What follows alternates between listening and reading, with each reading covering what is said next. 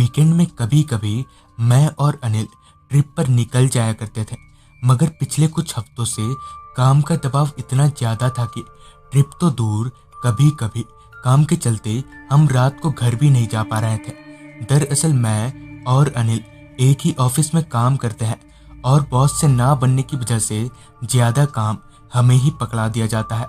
खैर, अब पहले से थोड़ा ठीक है, हालांकि काम अब भी था मगर पहले जितना नहीं।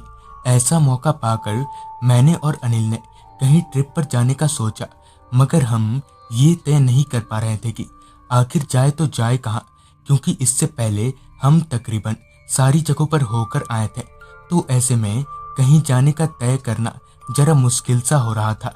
हमारा एक वीकेंड ऐसे ही सोचने में पार हो गया, मगर अभी तक हम किसी जगह का पक्का नहीं कर पाए थे। धीरे धीरे अब मेरे दिमाग से ट्रिप का प्लान गायब सा होने लगा था। ऐसे ही एक रात ऑफिस से घर आने के बाद मैं बिस्तर पर थोड़ा लेटा ही था कि मेरे फ़ोन की रिंग बजी। मैंने मोबाइल देखा तो अनिल का कॉल था। मैंने फ़ोन उठाया, तब अनिल ने कहा, हाँ भाई, मैंने सोच लिया कहाँ जाना है, चल महाबलेश्वर चलते हैं। मुझे भी अनिल की ये बात ठीक ही लगी। वैसे भी हम लोग इससे पहले आज तक महाबलेश्वर नहीं गए थे। फ़ोन पर हमने इस आने वाले वीकेंड में महाबलेश्वर जाने का पक्का किया और फिर सारा कुछ डन हो जाने के बाद मैं बिस्तर पर लेट गया। मैं सोना तो चाह रहा था, मगर मेरी आंखों में नींद का नामो निशान तक नहीं था। मैं इंटरनेट पर महाबलेश्वर के बारे में पता करने लगा और फिर ऐसे ही फ़ोन चलाते चलाते बिस्तर पर कब मेरी आंख लग गई पता ही नहीं चला। अगली सुबह मैं नाश्ता करके ऑफिस को रवाना हो गया। अब बस मुझे इंतजार था तो शनिवार का, ताकि मैं और अनिल जल्द से जल्द ट्रिप पर निकल जाएं। फाइनली जब मेरा इंतजार खत्म हुआ, तब ऑफिस से हाफ टाइम में निकलने के बाद मैं सीधे घर पहुंचा और थोड़ी देर पैकिंग करने के बाद करीब 2 बजे तक घर से कार लेकर निकल गया। अनिल को तो मैं उसके घर से पिक करने वाला था। कुछ देर में ही मैं अनिल के घर पहुंचा और वहां से उसे पिक करने के बाद हमारा सफ़र शुरू हो गया। मुंबई से महाबलेश्वर यहीं कोई 263 किलोमीटर के आसपास ही होगा, तो हमें वहां पहुंचने में कुछ 6 घंटों जैसा ही वक्त लगेगा। वैसे तो रास्ता काफ़ी अच्छा था, मगर मैं कार धीरे ही चला रहा था, क्योंकि 2 दिन पहले ही हमारे ऑफिस का एक बंदा एक्सीडेंट होकर मारा गया था। इस वजह से हम कार तेज चलाने से डर रहे थे। कुछ देर में ही दिन ढलने को हो गया और अब शाम चढ़ने लगी थी। डूबते सूरज के बीच हाईवे का नज़ारा बड़ा अच्छा सा दिख रहा था। कार के भीतर मैं और अनिल इधर उधर की बात करते हुए टाइम पास कर रहे थे। थोड़ी देर ऐसे ही चलने के बाद हमने कार को एक चाय की टपरी पर रोका। अब तक पूरी तरह से अंधेरा हो चुका था और अब आसमान पर सूरज की जगह चांद ने ले ली थी।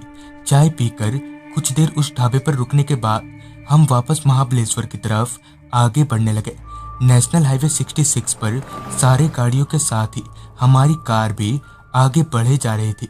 कुछ घंटों के बाद ही हम लोग महाबलेश्वर पहुंचने को हो गए, मगर यहाँ से हमारा सफ़र खत्म नहीं हुआ था, क्योंकि हमने ऑनलाइन जो होटल बुक करवाया था वो यहाँ से अब भी काफ़ी दूर था।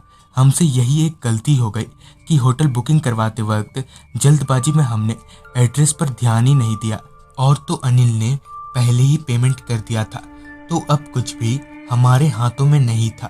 कार चलाते हुए मैंने एक नज़र घड़ी पर डाली, तब वक्त हो रहा था रात के 9:30 बजे का। अभी हमारी कार महाबलेश्वर के पहाड़ी रास्तों पर आगे बढ़ ही रही थी कि मेरी कार का फ्यूल मीटर इंडिकेट करने लगा कि पेट्रोल खत्म होने वाला है। तभी मुझे याद आया कि मैं जल्दबाजी में पेट्रोल चेक करना ही भूल गया था। अब हम लोग कहीं ना कहीं फंस चुके थे, क्योंकि ना तो यहाँ कोई गाड़ी दिख रही थी और ना ही कोई पेट्रोल पंप। मैं तो ये सोचकर परेशान हो रहा था कि कहीं यहाँ कार बंद पड़ गई तो क्या करूँगा। यहाँ तो मेरी जान पहचान का कोई है भी नहीं जिससे मैं मदद ले सकूँ। मैं ये मनाते हुए कार चलाए जा रहा था कि बस कोई पेट्रोल पंप मिल जाए, और आखिर में मेरी ख्वाहिश पूरी भी हो गई। पहाड़ी रास्ता पार करते ही मुझे एक छोटा सा पेट्रोल पंप दिखा। ये देखकर हम दोनों ने थोड़ी राहत की सांस ली। फिर जब मैं पेट्रोल पंप में दाखिल हुआ, तब पाया कि वहाँ एक भी स्टाफ नहीं है। कार से उतरकर मैंने अपनी निगाहें चारों तरफ घुमाई, मगर वहां आदमी तो दूर कोई परिंदा भी नहीं दिख रहा था। पर जैसे ही मैं पेट्रोल टैंक की तरफ पलटा कि मेरे सामने एक लड़का आ खड़ा हुआ। एकदम से उस बंदे को मेरे सामने खड़ा पाकर मैं थोड़ा चौंक सा गया। खैर, मैंने उसे गाड़ी में पेट्रोल भरने को कहा। पेट्रोल भरवा लेने के बाद मैंने उसे पैसे दिए।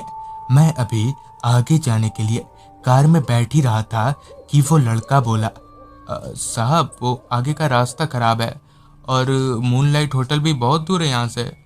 मुझे भी उस लड़के की ये बात ठीक लगी। फिर जब मैंने अनिल से इस बारे में बात की तब उसने भी मेरी बात पर हामी भरी। मगर परेशानी वाली बात तो ये थी कि अब हम रुकेंगे कहाँ, क्योंकि वहाँ तो पेट्रोल पंप को छोड़कर सिर्फ बड़े बड़े पहाड़ी दिख रहे थे। लिहाजन मैं उस स्टाफ के पास गया और उससे पूछते हुए कहा, अगर आप इजाज़त दे तो क्या हम रात भर यहाँ रुक सकते हैं? जिस पर उस लड़के ने तुरंत ही हाँ बोल दिया। लिहाजन मैंने कार को वहीं पेट्रोल पंप से थोड़ी दूरी पर लगा दिया और हम दोनों कार के भीतर ही लेट गए। जिसके बाद बातों बातों में कब हमारी आंख लग गई पता ही नहीं चला। फिर जब मेरी आंख खुली तो अब भी अंधेरा ही था। मैंने अपने मोबाइल में वक्त देखा, तब रात के 1:30 बज रहे थे। चूंकि मेरी सिगरेट पीने की आदत थी तो मैं कार से बाहर निकला। जैसे ही मैंने दरवाजा खोला कि मेरे सामने वही लड़का खड़ा था। उसे एकदम से देखकर मैं थोड़ा घबरा सा गया। खैर, मैं कार से बाहर निकला और सिगरेट जलाते हुए उस लड़के से पूछा, तुम्हें यहाँ अकेले डर नहीं लगता? जिस पर उस लड़के ने मुस्कुराते हुए कहा, नहीं नहीं साहब, हमें कैसा डर। इस पर मैंने उस लड़के से पूछते हुए कहा, सिगरेट पियोगे? जिस पर उसने मुझे साफ मना कर दिया। ऐसे ही टहलते टहलते मेरी उससे बातचीत हुई। बातों बातों में उसने अपना नाम आलोक बताया। फिर जब मुझे नींद आने लगी तब मैं वापस कार में आकर सो गया। अगली सुबह खटखट की आवाज से मेरी आंख खुली। भारी आंखों से मैंने खिड़की की तरफ देखा तो एक आदमी विंडो पर नॉक कर रहा था। पहनावे से तो वो पेट्रोल पंप का स्टाफ लग रहा था। फिर जब मैं कार से बाहर निकला तब वो बोला, सर आप लोग यहाँ? जिस पर मैंने कहा, वो आपका स्टाफ था ना आलोक, उसी ने रुकने की इजाजत दी थी। जिस पर पहले तो उस बंदे ने कुछ देर तक मेरा मुंह ताका और फिर बोला, कौन आलोक सर? ये पेट्रोल पंप तो रात को बंद रहता है। जिस पर मैंने कहा, अरे वही आलोक जिसके माथे पर कटने का दाग था और वो थोड़ा लंगड़ा कर चल रहा था। इस पर उस लड़के ने अपनी जेब से मोबाइल निकाला और एक फोटो दिखाते हुए बोला, कहीं आप लोग इस आलोक की तो बात नहीं कर रहे हैं? मैंने जब वो फोटो देखी तो वो वही लड़का था। हाँ यही तो है वो। इस पर उस बंदे ने बताया कि इस लड़के यानी कि आलोक को मरे 3 महीने बीत चुके हैं। दरअसल आलोक यहाँ नाइट शिफ्ट में काम किया करता था, मगर एक दिन गाड़ी में तेल भरवाने आए 3-4 लड़कों से पैसों को लेकर थोड़ी तू मैं और बात बढ़कर हाथापाई पर आ गई। मगर वो 3-4 जने थे और आलोक अकेला। उन बदमाश लड़कों ने आलोक को बड़ी ही बेरहमी से पीटा और साथ ही उसके पैरों पर गाड़ी चढ़ा दी, जिस वजह से दर्द से तड़पकर उसकी वहीं मौत हो गई। तब से रात 8 बजे के बाद ये पेट्रोल पंप बंद रहता है। ये सुनकर मुझे तो मेरे कानों पर यकीन ही नहीं हो रहा था। बहुत मुश्किल से मैंने खुद को संभाला और कार स्टार्ट किया। मैं अभी कार को महाबलेश्वर की तरफ मुड़ा ही रहा था कि पीछे से वो लड़का भागते हुए आया और हमें रोकते हुए कहा, सर वो आगे पहाड़ गिरने के कारण रास्ता बंद है। कल रात ही एक बड़ा सा पहाड़ गिर गया था। तो दोस्तों, ये थी कुणाल जी की भेजी गई कहानी। अगर आपके पास भी ऐसी कोई कहानियां हैं तो हमारे साथ जरूर शेयर करें। तो मैं आर्यन जल्द ही मिलूंगा आपसे ऐसी ही एक कहानी के साथ।